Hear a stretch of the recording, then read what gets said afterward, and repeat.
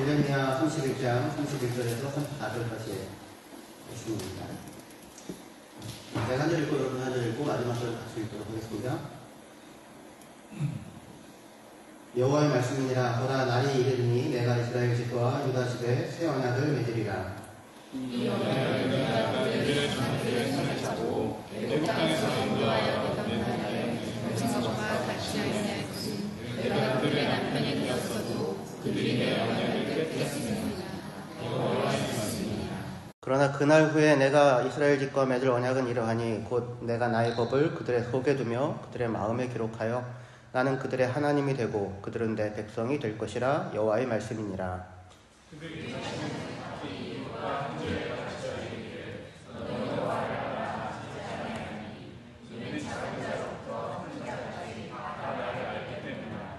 내가 그 악을 사하고 다시는 그 죄를 기억하지 아니하리라. 여호와의 말씀이니라. 아멘. 예레미야 31장 31절에서 34절까지 본문으로 새 언약, 새로운 배치, 새로운 마음이라고 하는 제목으로 함께 말씀 나누도록 하겠습니다. 저희가 지난주에 언약이라고 하는 맥락 안에서 예언에 대해서 생각을 했었거든요. 예언이라고 하는 것이 앞날을 알아맞추는 게 아니고요. 언약에 근거해서 메시지를 선포하는 거였습니다. 하나님의 백성에게 언약에 충실하게 살아갈 것을 요구하고 동시에 그렇게 살지 않을 때 그들이 겪게 될 결말에 대하여서 이야기하는 것이 예언이었었어요. 하나님은 자기 백성과 상대할 때에 언약을 맺고 언약 관계 안에서 관계를 맺어 가십니다. 그러니까 이렇게 헷가닥 하지 않는다는 겁니다. 기본 계약이 있어요. 그래도 근데 그 언약이란 뭐냐면 하나님이 그들의 하나님이 되고 그들은 하나님의 백성이 된다라고 하는 상호 간의 약속이에요. 이 언약에 따라서 하나님은 역할을 하셔야 됩니다. 하나님도 하나님으로서의 그들의 하나님으로서 출애굽시킨 백성을 광야에서 인도하고 약속하신 땅을 그들에게 주시고 또 그곳에서 보호하시고 그들을 돌보는 일을 하나님으로서 감당하셔야 하고요. 이스라엘 백성은 또 이스라엘 백성대로 하나님의 백성이니까 하나님의 백성으로서 하나님의 인도에 순종하고 그가 주신 땅에서 하나님이 주신 계명을 따라 살아가야 했었습니다. 이 하나님과 이스라엘 사이의 언약 관계에 있어서 가장 중요한 것은 그런데 다만 어떤 조항을 이행한다가 아니라 두 당사자가 마음을 다하여 서로를 사랑한다 였어요. 예를 들어서 세입자와 집주인과 세입자 사이에 계약이 있잖아요. 근데 둘이 서로 사랑해야 될 필요는 없죠. 그렇죠? 회사의 직원으로 있을 때 애사심을 가져야 하긴 하지만 그래도 서로 사랑하는 게 핵심은 아닐 수 있죠. 근데 부부는 좀 다르죠. 요구 조건 다 한다 보다도 서로 사랑해야죠. 하나님과 이스라엘 백성도 마찬가지예요. 어떤 외적인 조건을 실행한다 더 밑에 뭐가 있어야 되냐면 하나님으로서 하나님이 그들을 사랑하시고 이스라엘 백성이 하나님을 사랑하는 이 관계가 언약 관계에 있어서 아주 중요한 부분이었습니다. 그래서 하나님은 마음을 다하여 그의 백성들을 사랑하셨고 그런 만큼 그들에게도 마음을 다한 사랑을 기대하셨어요. 그리하여 언약의 내용을 집약하고 있다고 하는 것이 십계명인데 십계명의 전반부는 하나님을 사랑하라는 것이고 후반부는 이웃을 너처럼 사랑하라 이런 말로 언약이 요약이 되는 겁니다. 사랑으로. 그런데 우리가 오늘 본문으로 삼고 있는 예레미야 시대에 이르기까지 이스라엘 백성은 마음으로 하나님을 향하기보다는 늘 주변의 나라를 기웃거렸고 그리고 하나님이 그들에게 주신 은혜 안에서 풍성하여지기보다 이웃 나라처럼 되기를 늘 욕망하면서 언약을 배반했었습니다. 하나님이 이집트에서 이스라엘을 끌어냈는데 이스라엘은 이집트처럼 강한 나라가 되고 싶었어요. 근데 만약에 이집트처럼 크고 강한 나라가 되는 것이 하나님께서 이스라엘에게 주시려고 하는 복이었다면 하나님은 굳이 이스라엘을 선택할 이유가 없습니다. 왜냐하면 그냥 이집트를 자기 백성 삼으면 되죠. 그런데 그렇게 하지 않으셨습니다. 이집트에서 꺼내세요. 이집트라는 나라는 피라미드라고 하는 것이 상징적으로 보여주듯이 소수의 권력자들이 이름 없는 무수한 이들을 벽돌처럼 사용하다가 쓰임이 다하면 그냥 버리는 그런 세상 나라의 전형이 이집트였습니다. 하나님은 거기에서 종노릇하던 이스라엘을 건져내서 이집트와는 전혀 다른 원리가 지배하는 그런 나라를 이스라엘을 통하여 이 땅에 구현해내고자 하셨어요. 그래, 진정한 복이라고 하는 것이 무엇인지 이스라엘 백성이 경험하여 알고, 그리고 그들이 그 복을 누림으로 주변의 나라들 또한 와, 이게 진짜 복인 거구나, 이게 복이구나 라고 하는 것을 알고서 그 복에 참여하는 그런 일이 일어나도록 하나님은 이스라엘을 선택하셨던 겁니다.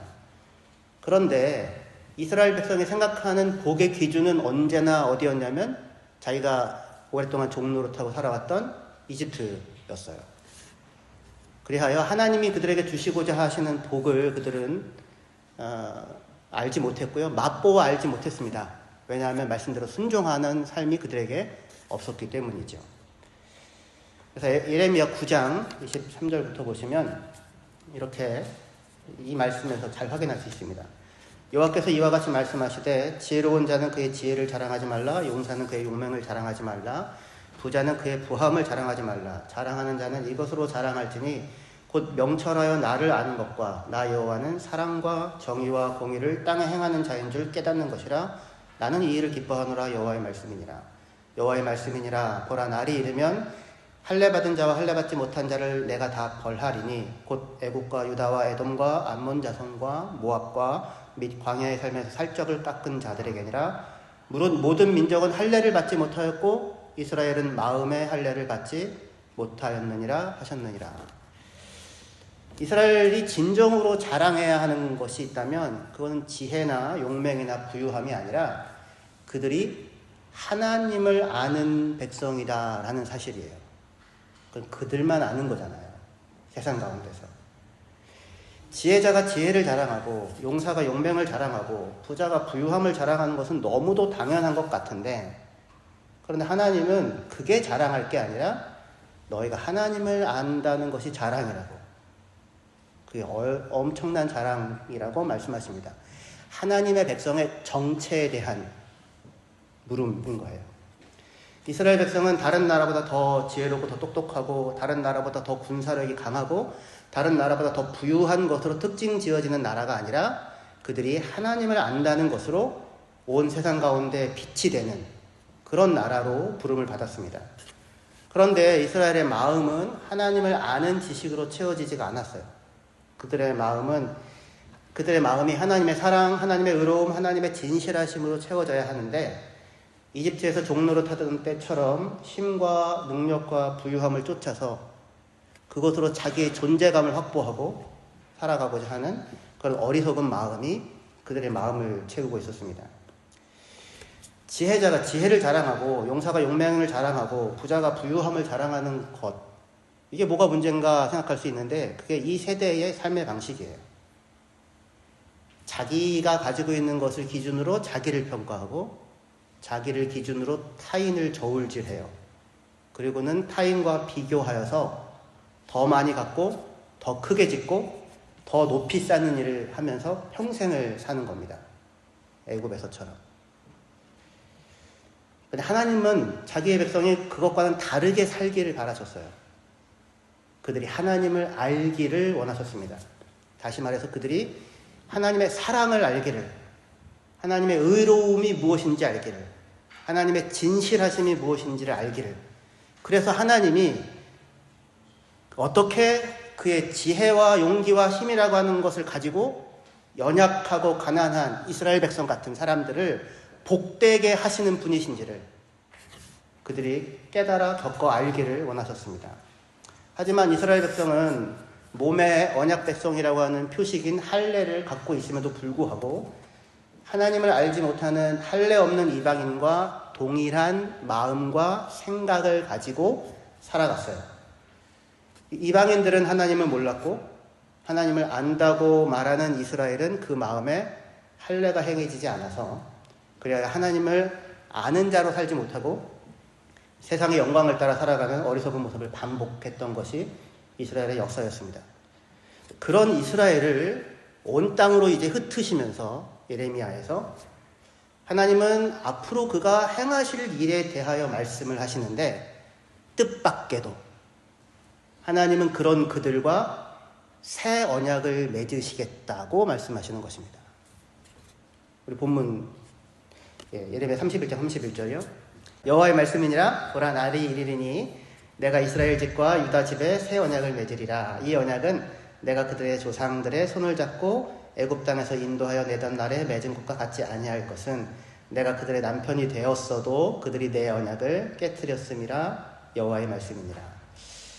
하나님이 31절에 새 언약을 맺겠답니다. 하나님께서 이집트에서 인도하여 내던 때에 이스라엘 백성과 맺었던 언약과 뭔가 다른 새로운 언약을 맺겠다고 하세요. 그러면서 무엇이 새로운 것인지에 대하여 세 가지 내용을 말씀하십니다. 이게 굉장히 중요해요. 이전에 이스라엘 백성과 맺은 언약과 똑같은 언약을 맺으면 또 실패할 거 아니에요. 그죠? 그래서 실패를 반복하지 않을 수 있는 새로운 언약을 맺겠대요. 다시 얘기해서 이 새로운 언약 안에 하나님께서 행하겠다고 하는 것 안에 뭐가 담겨져 있냐면 우리가 실패를 반복하지 아니하고 삶을 변화시킬 수 있는, 새롭게 살아갈 수 있는, 새로운 하나님의 백성으로 살아갈 수 있는 어떤 요소가 이 새 언약 안에 담겨 있다는 거예요. 그렇죠?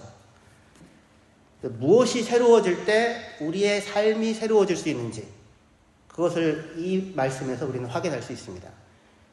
이어서요. 예레미야 31장 33절 그러나 그날 후에 내가 이스라엘 집과 맺을 언약은 이러하니 곧 내가 나의 법을 그들의 속에 두며 그들의 마음에 기록하여 나는 그들의 하나님이 되고 그들은 나의 백성이 될 것이라. 여호와의 말씀이니라. 이게 첫 번째 요소고요. 그 다음에 그들이 다시는 각기 이웃과 형제를 가르쳐 이르기를 너는 여호와를 알라 하지 아니하리니 이는 작은 자로부터 큰 자까지 다 나를 알기 때문이라. 이게 두 번째 요소고요. 그 다음에 세 번째 요소는 내가 그들의 악행을 사하고 다시는 그 죄를 기억하지 아니하리라. 여호와의 말씀이니라. 이렇게 세 가지 새로운 일을 하나님께서 행하시겠다고 말씀하십니다. 먼저 하나님은 하나님의 법을 그들의 속에 주고 그들의 마음에 기록하겠다고 하세요. 그죠? 다시 말해서 그들의 마음을 새롭게 하시겠다는 겁니다. 그들의 마음에 하나님의 말씀을 써놓겠다고 하니까요. 모든 변화는 궁극적으로 마음의 변화에서부터 시작됩니다. 환경이 변해야 되는 게 아니고요. 마음이 변해야 하는 거예요. 이스라엘 백성이 이집트에 있었을 때이건 광야에 있을 때이건 가나안에 들어가 있었을 때이건 그들의 삶이 바뀌지 않았었던 이유는 그들의 마음이 변화되어지지 않았기 때문이죠. 그죠? 첫 번째 확인하는 겁니다. 마음이 변화되어야 변화가 시작된다, 일어난다. 둘째로 하나님은 그들이 다 하나님을 알게 하시겠다고 34절 상반절에서 말씀하세요. 그죠? 진정한 변화는 우리가 하나님을 알 때 일어나요. 하나님을 알아야 일어납니다. 인생의 문제는 우리가 다른 걸 몰라서가 아니고요. 우리가 섬기는 하나님이 도대체 어떤 분이신지를 우리가 모르기 때문에 생겨요. 하나님을 모르기 때문에 우리는 문제가 아닌 것을 문제로 끌어안고 삽니다. 하나님을 모르기 때문에 스스로 고통을 자초하고 아둥바둥 불안해하며 스트레스 속에서 살아가게 돼요. 하나님을 알면 우리가 문제로 여겼던 것이 문제가 아닌 것임을, 진정한 문제가 무엇임을 알게 돼요. 문제 자체가 달라져요.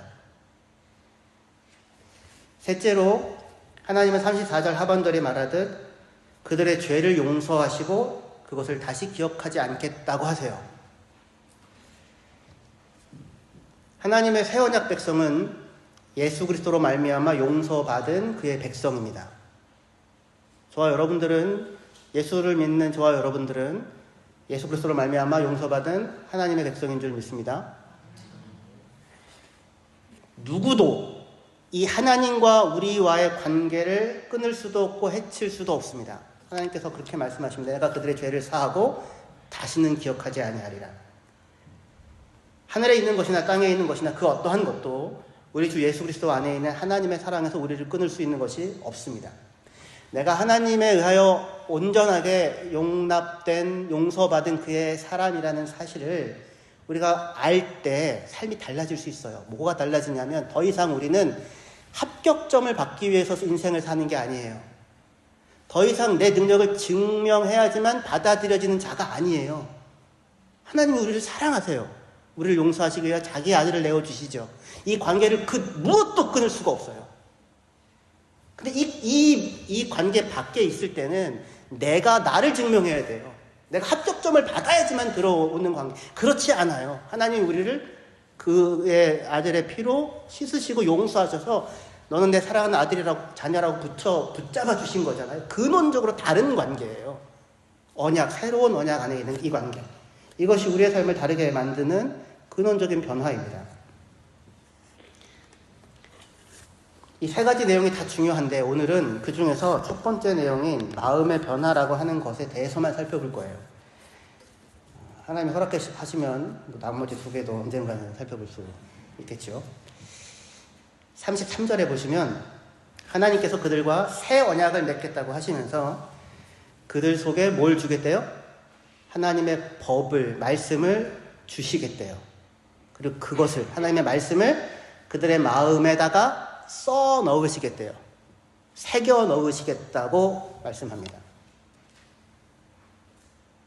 마음은 말로 이루어져 있어요. 그 마음에 어떤 말이 있느냐가 그 사람의 삶을 다르게 만듭니다. 그죠?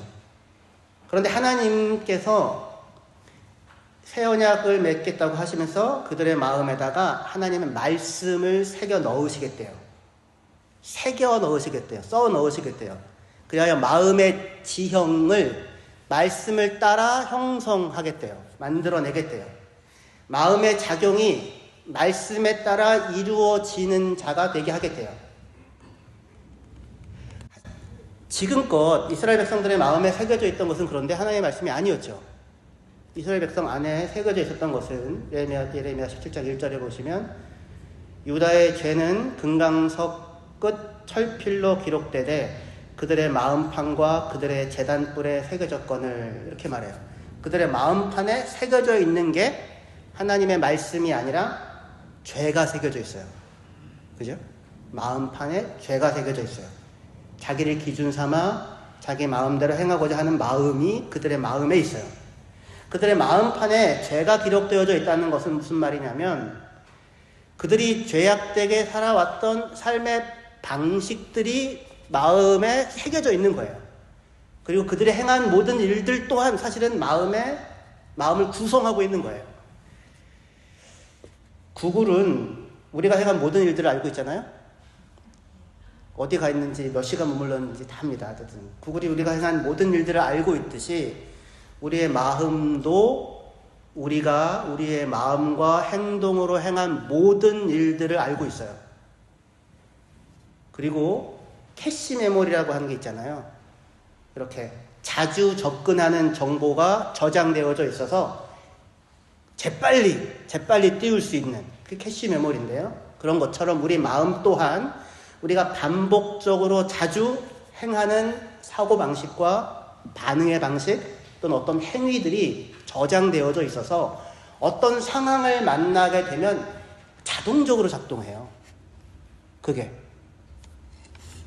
그런데 이스라엘의 마음판에는 뭐가 새겨져 있다고요? 죄가 새겨져 있어요. 그것도 금강석 철필로 다이아몬드로 새겨져 있어요. 깊게 새겨져 있어요. 그래서 너무 깊게 새겨져 있어서 다른 방식으로는 그냥 그렇게만 작동을 해요. 어떤 상황을 만나면 그냥 이전에 새겨진 방식대로. 근데 그게 죄예요. 그리하여서 어떤 결과가 일어나게 되냐면 이어지는 17장 2절에 그들의 자녀가 높은 언덕 위 푸른 나무 곁에 있는 그 제단들과 아사랴들을 생각하도다. 아니 아까는 그들의 죄악이 그들의 마음판에 새겨져 있고 그 다음에 어디에 새겨져 있다고 하냐면 제단 뿔에 새겨져 있다고 돼 있거든요. 그죠? 제단은 하나님을 예배하는 것일 것 같은데 이어지는 17장 2장에서는 그들의 자녀가 뭘 생각하냐면 언덕 위 푸른 나무 곁에 있는 제단들. 이게 우상을 숭배하는 제단이죠. 그리고 그 곁에 있는 아세라를 생각한다고 얘기합니다. 그들의 자녀들이 제단을 떠올리는데 하나님을 예배하는 제단이 아니라 높은 언덕 위 푸른 나무 곁에 있는 제단을 떠올리고 그 곁에 있는 아세라를 생각해요. 부모가 살아가는 삶의 방식이 자녀들에게 그대로 전이 돼서 예배를 떠올리면서 우상숭배로 나아가는 것이 그들의 모습이었었습니다. 이들이 이렇게 마음을 정하지 못하고 하나님을 예배하는지 다른 것을 의지하는지 도대체 알 수가 없는 그런 모습으로 살아가고 있는데, 그런 모습으로 살아가는 이유는 무엇 때문일까요? 이어지는 말씀에 17장 5절부터요. 여호와께서 이와 같이 말씀하시니라. 무릇 사람을 믿으며 육신으로 그의 힘을 삼고 마음이 여호와에게서 떠난 그 사람은 저주를 받을 것이라. 그는 사막의 떨기나무 같아서 좋은 일이 오는 것을 보지 못하고 광야 간조한 곳 건건한 땅 사람이 살지 않는 땅에 살리라. 그러나 물은 여호와를 의지하며 여호와를 의뢰하는 그 사람은 복을 받을 것이라.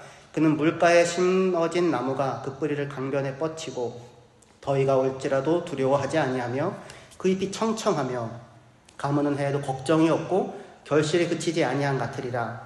만물보다 거짓되고 심히 부패한 것은 마음이라.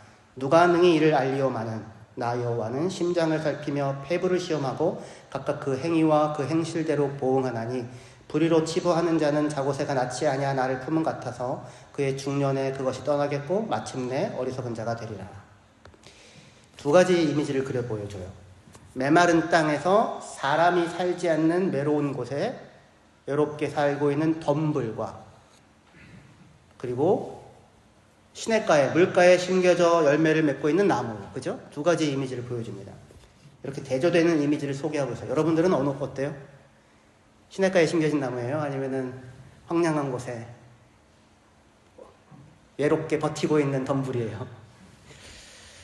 이렇게 두 가지 대조적인 이미지가 소개되는데, 덤불로 소개된 이 사람은 마음으로 하나님을 믿지를 못하고, 하나님을 믿지 못하기 때문에 사람을 신뢰하고 육신의 능력을 신뢰하고 그것을 힘을 삼아 살아가는 사람들에 대한 그림이에요.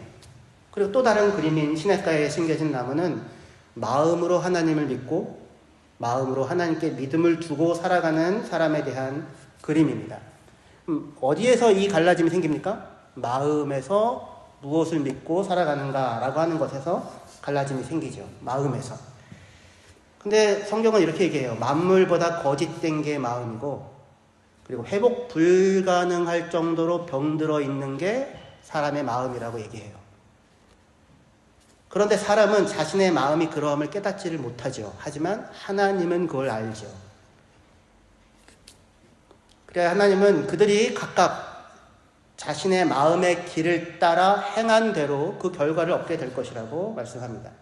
그래, 평생을 고생하면서 나름 의지할 것을 이렇게 모았지만 결국에는 스스로 속아버려서 다 잃어버리고 마는 어리석은 자고새처럼 마음으로 하나님을 신뢰하지 못하는 사람의 결말 또한 그렇게 허망할 것이라고 말씀하고 있어요. 마음으로 하나님을 신뢰하고 살아야 하는데, 그럼 어떻게 하면 우리는 마음으로 하나님을 신뢰하며 살 수 있을까요? 시냇가에 심겨진 나무라는 이미지 하면 뭐가 떠올라요? 말씀을 묵상하는 사람이 떠오르죠. 그죠? 그런 시냇가에 심겨진 나무처럼 우리의 마음에 하나님의 말씀이 새겨져 있어야 해요. 하나님의 말씀이 새겨져 있어야 돼요. 그게 내 마음의 지형을 만들어야 해요. 그런데 하나님께서 새 언약을 맺겠다고 하시면서 뭐라고 하세요? 내가 그들의 마음 가운데 나의 말을 새겨 넣으시겠다고 말씀하세요. 누가 하시겠다고요? 하나님이. 그렇게 하여 마음의 말씀을 새겨 넣고 그것을 통하여 마음의 변화를 만들고 그것을 통하여 인생을 바꿔가겠다고 말씀하시는 거예요. 그럴 때, 그렇게 될 때 건조한 땅에서 외롭게 살아가는 덤불이 아니라 물가에 심겨져 어떠한 더위와 가뭄에도 두려움과 걱정 없이 살아가는 나무처럼 살아갈 수 있어요. 가뭄과 더위가 없는 게 아니고요. 가뭄에 두려워하지 않고요. 더위에 걱정하지 않는 나무처럼 살아갈 수 있어요. 이 모든 변화가 마음에서 시작돼요. 마음에 무엇이 있느냐. 바울은 1차 선교 여행 때 루스드라에 가서 복음 전하다가 돌 맞아 죽을 뻔한 일이 있었습니다. 사람들이 죽은 줄 알고 성 밖에 버렸어요. 근데 안 죽었어요. 그래가지고 정신을 차리고 일어납니다. 아무렇지도 않다는 듯이. 일어나서 자기에게 돌을 던져 죽이려고 했던 사람들이 사는 그 성으로 그냥 들어가요. 그리고는 하루 머물고 조금 회복하고는 다시 길을 떠나서 한 80km 되는 곳에 더베로 가서 복음을 전합니다. 아무렇지도 않다는 듯이. 그리고는 다시 루스드라에 가고 돌아가면서 이제 막 복음을 접하여 처음 예수를 믿게 된 성도들을 향하여 이렇게 가르쳐요. 사도행전 14장 22절에 같이 읽을게요. 네, 같이 읽겠습니다. 시작. 제자들의 마음을 굳게 하여 이 믿음에 머물러 있으라 권하고 또 우리가 하나님의 나라에 들어가려면 많은 환난을 겪어야 할 것이라. 제자들의 마음을 굳게 해요. 마음을 굳건히 세우면서 이 믿음에 머물라라고 얘기를 합니다. 그러면서 뭐라고 얘기해요? 우리가 하나님의 나라에 들어가려면 많은 환난을 겪어야 하는 것이라고 예수 처음 믿는 사람들에게 얘기해요. 처음부터. 그러니까 예수를 믿으면 더위도 없고 가뭄도 없는 게 아니고요. 더위도 있고 가뭄도 있어요. 환난이 있습니다. 하지만 예수를 믿기 때문에 물가에 심겨져 있기 때문에 그것을 두려워하지 않고 끝끝내 그것을 이겨내는 거예요. 처음부터 그렇게 생각하고 사셔야 돼요. 마음에. 신앙생활에 꽃길만 걷는 일은 없어요. 꽃들도 새들도 우리가 찬양 불렀는데 이 광야에서 피어나는 꽃들입니다. 오히려 꽃길만 있다고 생각하게 되면, 그게 신앙생활이라고 생각하게 되면 작은 어려움을 만나도 움츠려들고요. 뜻밖의 어려움을 만나면 회피하려고 하게 됩니다. 그래서 그 결국에는 사람이 살지 않는 곳에서 힘겹게 생존을 위해 싸우는 덤불처럼 살아가게 되는 거예요. 그림을 마지막으로 하나 보겠습니다. 파란색 동그라미 왼쪽 1번, 오른쪽 2번 있어요? 어떤 게 커 보여요? 왼쪽 게 커 보이죠? 정상입니다. 정상입니다. 똑같다 이거는 하지 마시고 왼쪽이 훨씬 커 보여요. 그죠? 근데 하나만 더 눌러주세요. 사실 똑같아요. 다시 아까 그림으로요. 왼쪽 게 훨씬 커 보여요. 이유는 뭡니까? 주위에 무엇이 배치되어져 있는가예요. 그죠? 두 개의 크기는 동일해요. 바뀐 건 없어요. 다만 둘러싸고 있는 배치가 달라졌을 뿐이에요. 무엇을 내 마음 주위에 배치하고 사느냐에 따라서 내 삶의 문제와 갈등이 달라져요. 이 오른쪽에 있는 배치 속에 있으면, 오른쪽에 있으면 무엇을 해도 나는 왜소하게 느껴져요. 그렇겠죠. 근데 왼쪽에 있는 배치 속에 있으면 나는 꽤 괜찮은 사람처럼 느껴집니다.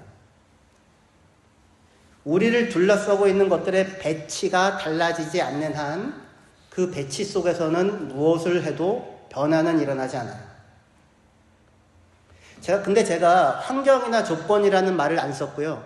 배치라는 말을 제가 사용하고 있잖아요. 그건 뭐냐면 환경이나 조건은 바뀌지 않는 거잖아요. 그런데 우리는 마음의 새로워짐으로 말미암아 우리를 둘러싸고 있는 것을 다르게 배치할 수 있어요. 거기가 중요해요.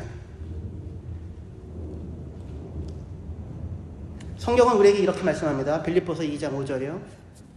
너희 안에 이 마음을 품으라. 곧 그리스도 예수의 마음이니. 누구의 마음을 품으라고요? 그리스도 예수의 마음을 품으라고요. 이게 하나님이 우리에게 새 언약을 맺으시겠다고 하면서 마음에 말씀을 새겨 넣겠다고 하시죠. 결국은 누구의 마음을 품게 하시겠다는 겁니까? 그리스도 예수의 마음을 품게 하겠다는 거예요. 그 말씀이. 그리스도 예수의 마음을 품으라. 예수님은 본래 하나님의 본체신데 자신의 하나님됨을 자신이 내세울 권리로 취해가지 않고 오히려 자기를 비우고 종의 형체를 취해요. 마음으로 그렇게 취합니다.